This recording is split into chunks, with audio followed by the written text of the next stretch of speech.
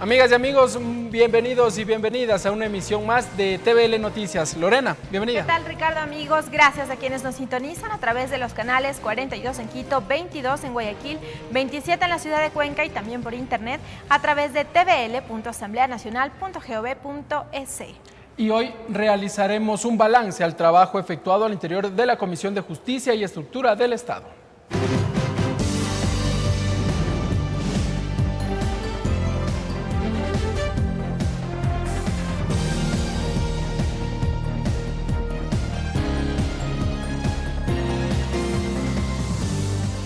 Para ello dialogaremos con el asambleísta Mauro Andino, presidente de la Comisión de Justicia. Mauro Andino, jurista, expresidente del Colegio de Abogados de Chimborazo, ex asambleísta constituyente, asambleísta de Chimborazo por Alianza País, presidente de la Comisión de Justicia y Estructura del Estado.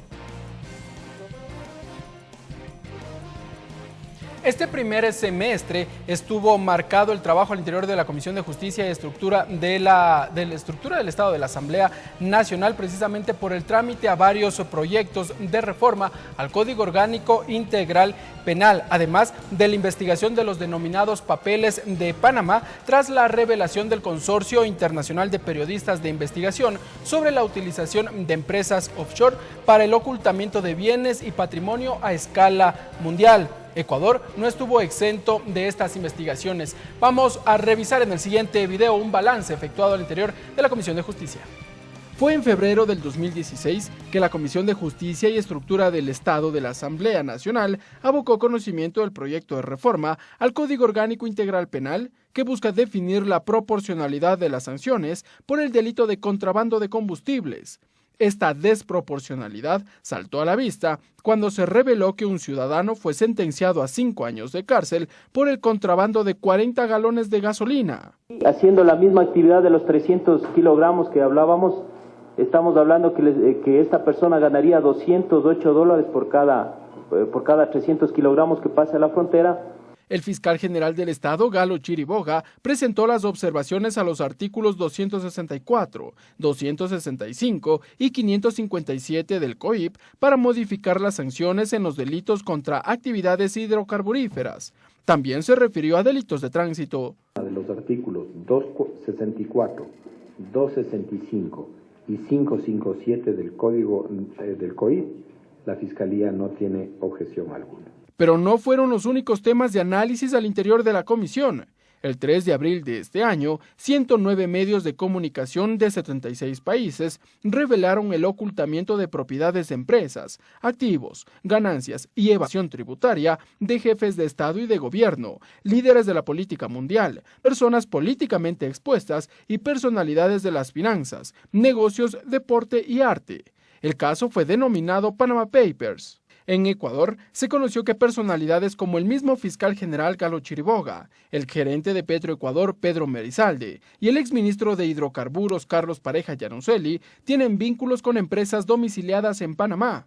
En junio de este año, Yanoselli fue interrogado en la Comisión de Justicia. Usted jamás pudo detectar estas irregularidades en las que Alex Bravo estaba ya encaminado y además tenía relación con sus familiares. Desconozco, asambleísta. Pero desconozco porque no puedo conocer. ¿Cómo va a creer? Pregúntele a cualquiera de Petroecuador, ¿cómo va a conocer? Es imposible. Imposible que conozca el... No. La mesa legislativa continúa en el análisis de la información entregada. Hace pocos días, el director del Servicio de Rentas Internas, Leonardo Orlando, reveló que 5 universidades privadas del Ecuador tienen vínculos con empresas domiciliadas en Panamá. No se descartan nuevas comparecencias. Entre tanto, en esta mesa legislativa está el proyecto de ley para la protección de los derechos a la intimidad, de iniciativa de la presidenta de la Asamblea Nacional. Ricardo Bravo, TVL Noticias. Asambleísta Andino, bienvenido a la televisión legislativa. Gracias, un gusto poder compartir con ustedes. Ya lo vimos en el reportaje precedente, son algunos temas que ha centrado el trabajo en este primer semestre de la Comisión de Justicia, pero vamos a arrancar con uno de los temas más extensos. Son alrededor de 5 proyectos de reformas al Código Orgánico Integral Penal que están en la mesa legislativa. Uno de iniciativa del presidente de la República. Vamos desglosando un poco sobre qué temas se proponen reformas al COIP. Bueno, el presidente de la República, de acuerdo a lo que establece la Constitución y la ley, tiene la facultad de colegislar y es por ello que presentó una propuesta de reforma en lo que tiene que ver fundamentalmente a rebajar o reducir las sanciones en casos de contrabando de combustibles en las fronteras, tomando en consideración que en un caso se había sancionado a una persona que se decía que estaba con unos pocos galones de combustible. Con 40 pero galones. Hay que analizar que esas personas no es que por una ocasión están llevando ese combustible a través de caminos o a través del contrabando, sino que ya lo hacen frecuentemente. No era la primera vez que ya inclusive adecúan o adaptan vehículos para poder esconder ahí el combustible, con el peligro que ello conlleva y con los perjuicios económicos que se genera al país, porque el combustible en el Ecuador tiene un precio y en el vecino país de Colombia difiere totalmente. Ante ello, sin embargo, hemos analizado esta propuesta del presidente, está ya en el informe para primer debate que lo seguimos analizando en la comisión y probablemente se van a rebajar las penas aquí aplicando la dosimetría que establece la misma Constitución de la República. Ahora son algunas propuestas también de iniciativa legislativa, citemos por ejemplo el tema de incendios que viene del asambleísta Mauricio Proaño y también del asambleísta Andrés Páez. Bueno, en estos temas hemos contado con la presencia de funcionarios del Cuerpo de Bomberos del Distrito Metropolitano de Quito, quienes son expertos técnicos en esta materia y con índices, con estadísticas, nos han dado cuenta que estos incendios forestales se producen muchas veces por efectos de la naturaleza, a veces por descuido, por negligencia, o en ciertos casos que son la excepción, a lo mejor provocados intencionalmente, y que no habría mérito como para incrementar las penas, no habría mérito. No es un delito así señalado como tal, o sea, con la intencionalidad de en la mayoría de los casos no hay el ánimo doloso de causar ese daño para producir ese incendio, con ciertas excepciones, y quienes han sido encontrados infraganti, pues obviamente han sido sometidos a la justicia, procesados y sentenciados. Por lo tanto, en este caso, la comisión ha creído pertinente no aceptar esa propuesta porque se estaba ya yéndose más allá de lo que establece la misma Constitución de la República cuando hablamos de la dosimetría o de la proporcionalidad de acuerdo a la vulneración de los derechos. Asambleísta, en cuanto a los criterios que le entregó el legislador Andrés Páez en la comisión, había señalado que, un poco haciendo referencia a lo que sucedió el verano del año anterior, cuando se registraban un sinnúmero de incendios forestales. La mayoría de ellos, según el asambleísta Andrés Páez, habría sido provocado y que eso necesitaba una sanción.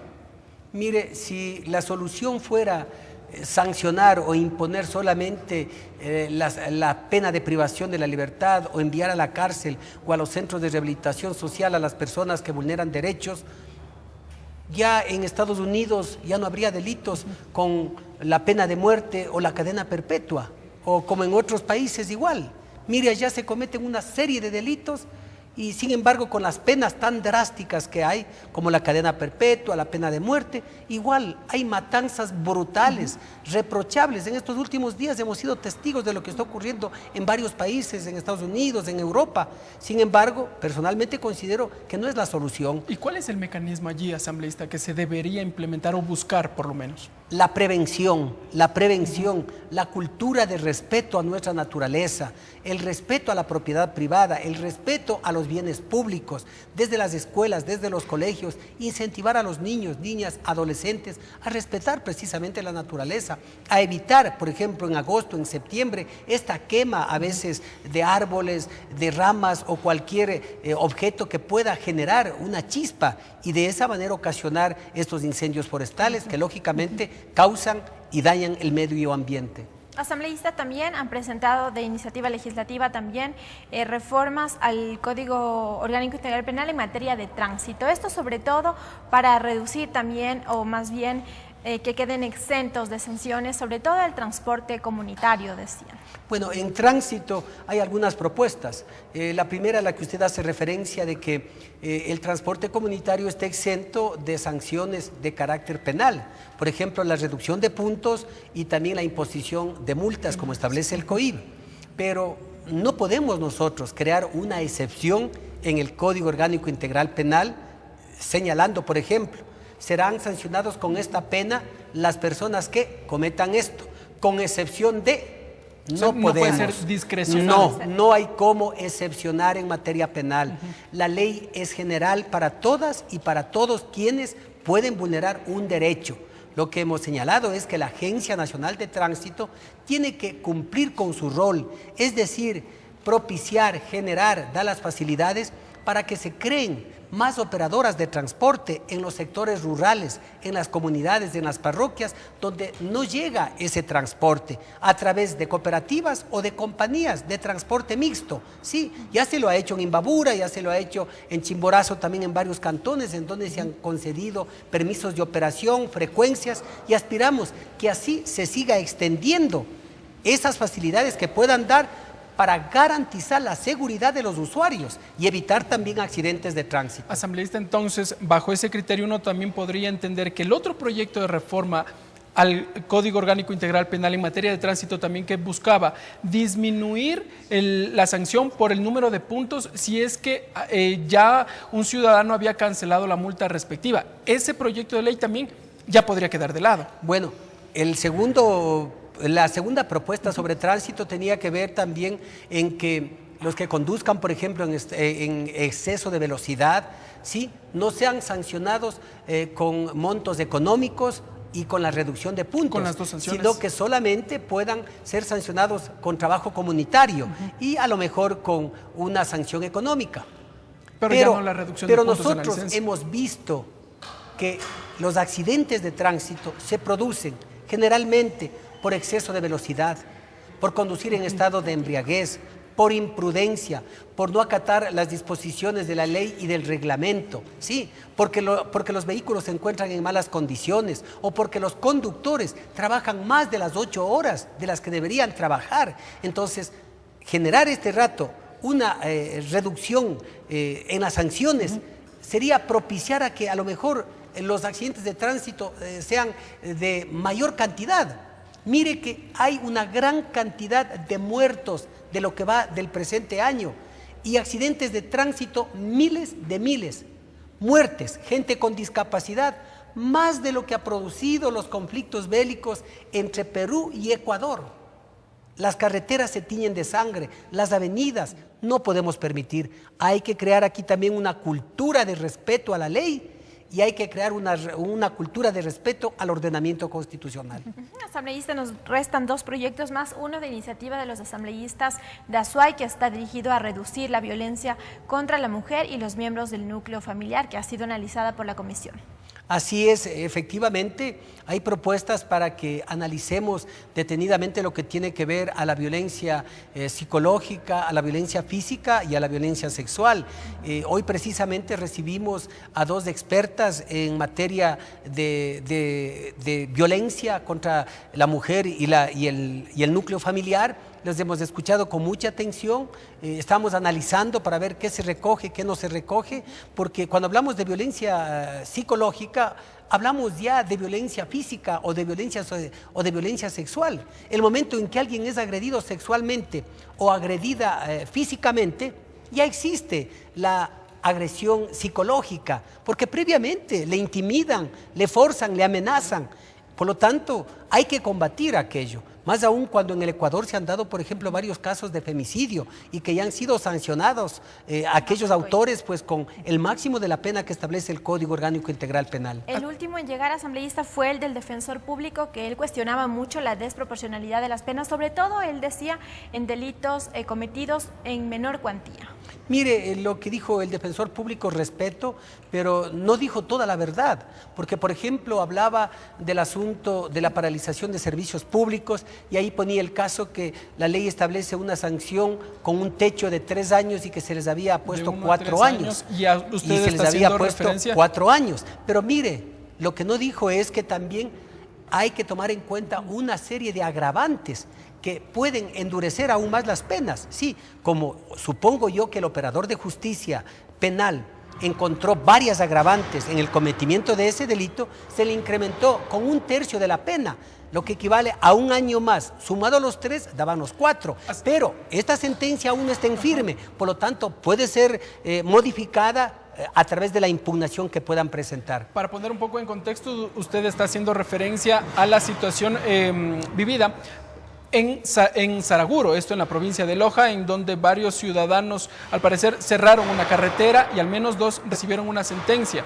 Ellos recibieron una pena de 4 años. Claro, lo que dice el defensor es que por ese delito la pena es de 1 a 3 años. Evidentemente, un poco más en la comisión usted tiene los argumentos y ahí sería bueno que nos explique en qué consisten los agravantes, por qué la pena es hasta 4 años, es decir, 1 año más, y no se quedó en 3, como señala el COIP. Bueno, primero, la pena va de 1 a 3 años por la paralización de servicios públicos. Que eso está prohibido. El máximo, le pusieron los 3 años. Pero aparte hay como 18, 19 agravantes, por ejemplo, actuar con alevosía, ¿sí? Actuar en pandilla, o simplemente provocar lesiones a personas, una serie de hechos adicionales, a más de la paralización de ese servicio público. Y como consecuencia de ello, se le incrementa 1/3 a la pena, y ese tercio viene a ser 1 año más, que sumado a los 3, que es el máximo de la pena por el delito principal, se suma el total 4 años. Por ello es que el juez había determinado esa pena, pero insisto, pueden apelar, pueden impugnar y a lo mejor sea revocada, reducida esa pena, o inclusive, si hay mérito, absolverlos y garantizar o ratificar el principio de inocencia. En ese punto, entonces, ¿no amerita una reforma al COIP? Desde mi punto de vista no, porque está claro lo que tiene que ver en el asunto a la paralización de servicios públicos. De esto la comisión tendrá que hacer un solo documento para presentar un solo proyecto de reformas que abarquen todos esos temas, ¿verdad? Efectivamente, no podemos hacer por cuerda separada informes, es uno solo, y este informe ojalá aspiremos presentarle en los próximos meses, porque realmente el defensor del público presentó un proyecto de 35 artículos, un grupo de mujeres asambleístas de la SUAY igual presentaron un nuevo grupo, una nueva propuesta de reformas, entonces eso nos va a retardar, porque ya presentamos el informe para primer debate, entonces tenemos que seguirlo esto debatiendo y luego ver qué es lo que se incorpora. ¿Correcto? Asambleísta, otro tema que causó bastante debate y que recayó en la Comisión de Justicia fue la investigación sobre los denominados papeles de Panamá. Y ustedes ya han recibido a varias autoridades, también han escuchado a algunas autoridades también que estuvieron inmersas dentro de esta investigación periodística y también reciente, como lo escuchamos en el reportaje precedente, vinculado con universidades privadas. ¿Ahí cuáles han sido las conclusiones a las que ha llegado hasta el momento la comisión? Bueno, en este momento estamos trabajando ya el borrador de informe de esta investigación que dispuso el Consejo de Administración Legislativa.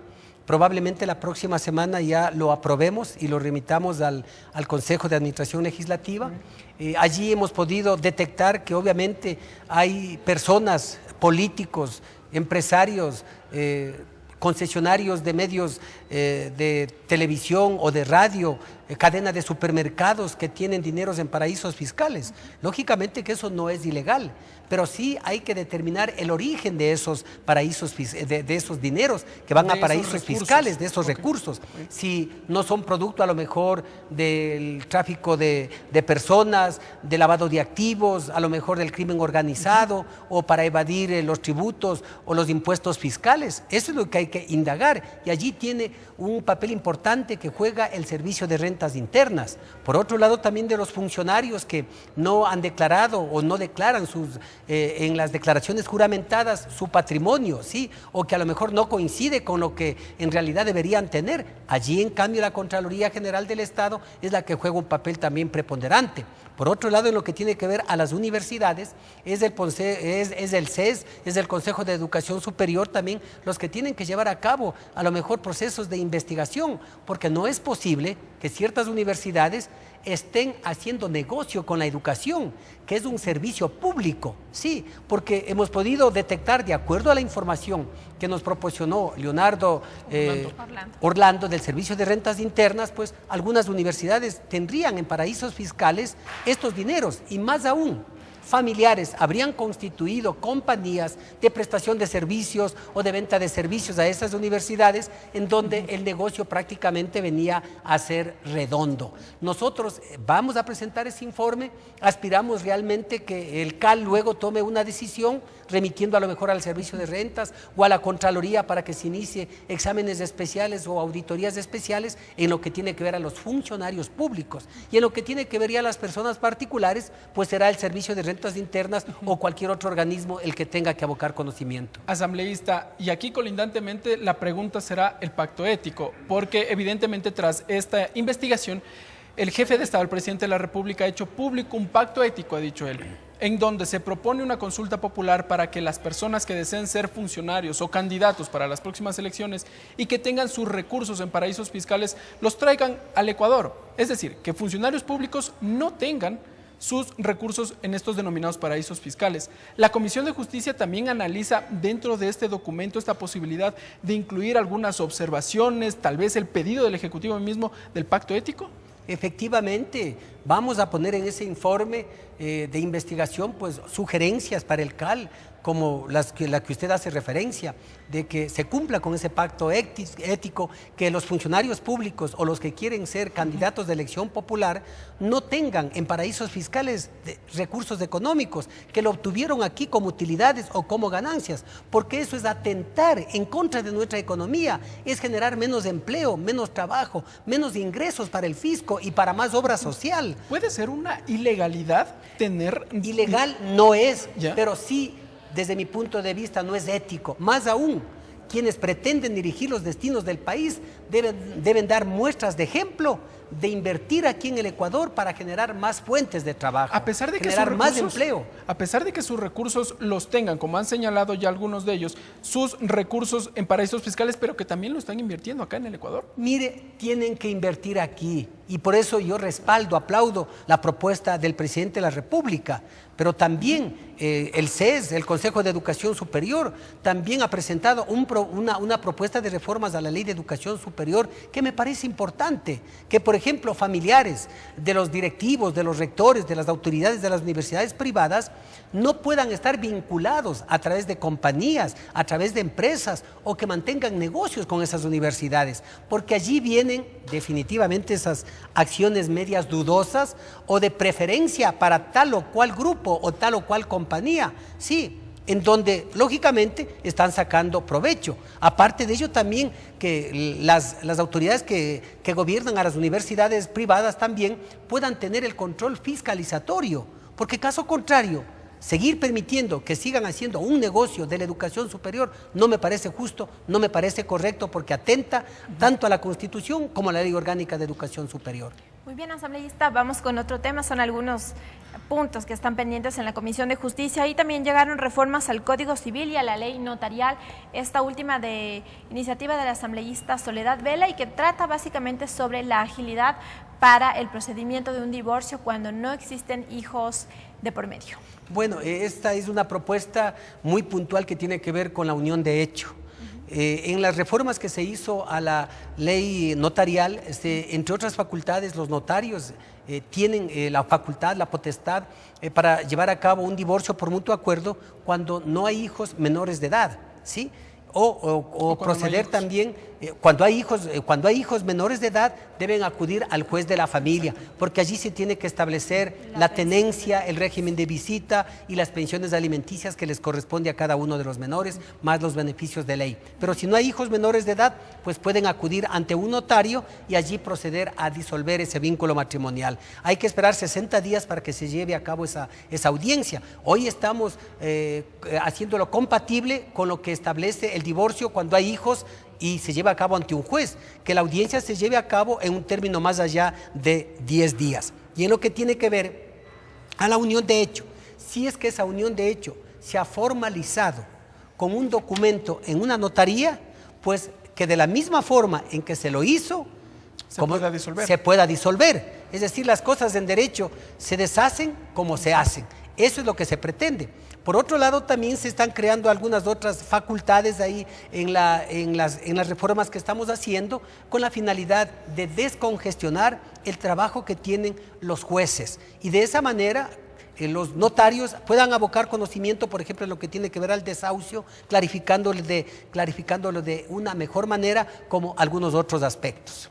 Asambleísta, para el segundo semestre la comisión tiene pendientes algunos proyectos también, entre ellos el que llegó de la presidenta de la Asamblea Nacional para la protección y privacidad de datos públicos. Así es, hemos abocado ya conocimiento la semana anterior, vamos a invitarle después del receso legislativo a la señora presidenta de la Asamblea, a la comisión, para que sustente, para que dé a conocer el fundamento de este proyecto. Ya lo estamos analizando con el equipo técnico de la comisión. Aparte tenemos también las 46 solicitudes de amnistía de 4 personas que ya han sido sentenciadas.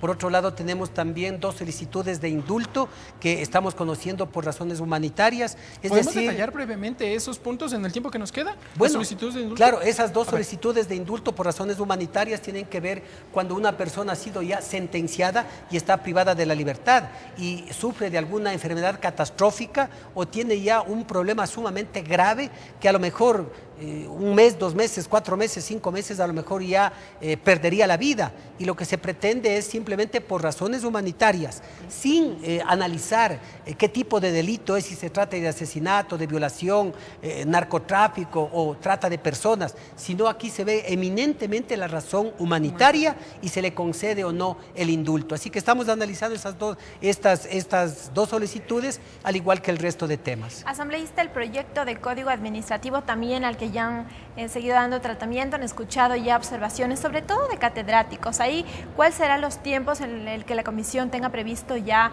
continuar con el tratamiento? Bueno, este Código Orgánico Administrativo que va a revolucionar aquí la vida de los ciudadanos y de los administrados, que son los funcionarios públicos, ¿sí? Funcionarios públicos y los ciudadanos, pretende garantizar de una manera clara, precisa y concordante los derechos de los ciudadanos que acuden a utilizar los servicios de todas las instituciones del Estado. ¿Para qué? Para evitar implementación de reglamentos dispersos, resoluciones u ordenanzas. Por un lado se aplica de una forma, por otro lado de otra manera. Aquí todas las instituciones del Estado tendrán que someterse a este Código Orgánico Administrativo que el día de hoy, precisamente, estamos haciendo la convocatoria ya para la próxima semana para conocer en la comisión en primer debate y dejarlo ya presentando para que luego del receso legislativo el Pleno de la Asamblea conozca y se pronuncie. Asambleísta, es decir, este proyecto regulará los procesos que deben seguir todas las instituciones públicas para garantizar un mejor servicio a la ciudadanía. Efectivamente, allí se establecerán cuáles son las obligaciones de los funcionarios públicos, cuáles son los deberes, cuáles son los derechos de los ciudadanos, cuáles son también sus obligaciones, los procedimientos para sancionar, lo que tiene que ver en el silencio administrativo, lo que tiene que ver en la aplicación de la coactiva, en fin, una serie de hechos que lógicamente va a beneficiar a los usuarios y de esa manera cumplir con lo que nos hemos propuesto en la comisión, como ya lo hicimos con el Código General de Procesos, que ya está en vigencia, como ya lo hicimos con el Código Orgánico Integral Penal, la Ley de Comunicación y tantas otras normativas más. Por ello, permítame agradecer a los miembros de la comisión, a todos y al personal técnico y asesores, que sin el respaldo de ellos no podríamos conseguir lo que hasta ahora hemos conseguido. Un trabajo duro, permanente, se habla de más del 40% de las leyes que se ha aprobado en esta Asamblea que nacen precisamente de la Comisión de Justicia y Estructura del Estado. Gracias, asambleísta Mauro Andino. A ustedes, gracias. Gracias, asambleísta. Hemos conversado con el presidente de la Comisión de Justicia sobre el trabajo efectuado en este primer semestre del 2016. Así es.